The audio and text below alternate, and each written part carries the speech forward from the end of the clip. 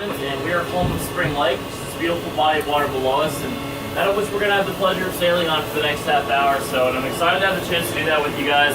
If you're the next residents of San Marcos, right, some of you might spend the next 2 to 4 years of your life here, so it's important that you understand the geography of this area and our natural resources, and a lot of that stems from the Spring Lake right so here. this being Spring Lake and all, what might we call these? Springs, right. They're low pressure springs in particular, releasing 1 to 3 gallons of water per minute individually into the lake here. Now that's such a slight release of water, they're going to have this constant churning or bubbling effect with those limestone sands, which have been eroded from our limestone aquifer.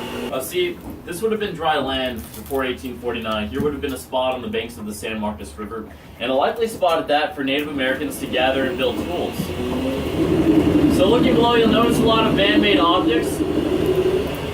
Been down there for about 30 to 40 years, and that long pipe was used as a vacuum. The box for the bottom end of it was used as a slough box, meaning you would kind of sift through the sediments and find these different items.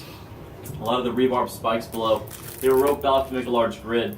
You might also notice some tires in the area, which would have been filled with cement and used to anchor down these barges that would carry some other necessary equipment pieces for the activity that was being conducted here.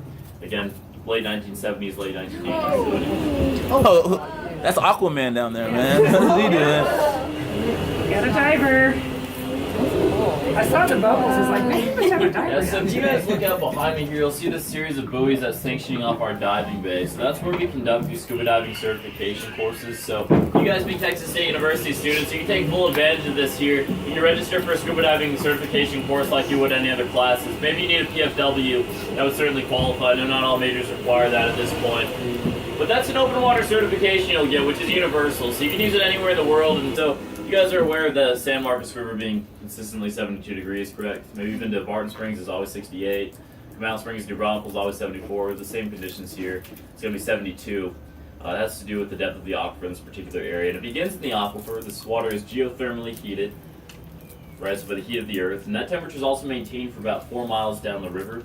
This water does happen to be starting a 265-mile journey all the way to the San Antonio Bay at the Gulf. It's going to run 4 miles down the San Marcos, followed by about 75 down the Blanco, after which a little bit under 200 until it makes its way to that San Antonio Bay, down the Guadalupe.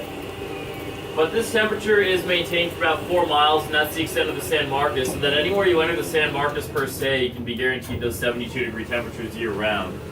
And if it's around 40 degrees outside, you'll have this really pretty steam rolling off the water's surface like we've had the pleasure of seeing today, I guess.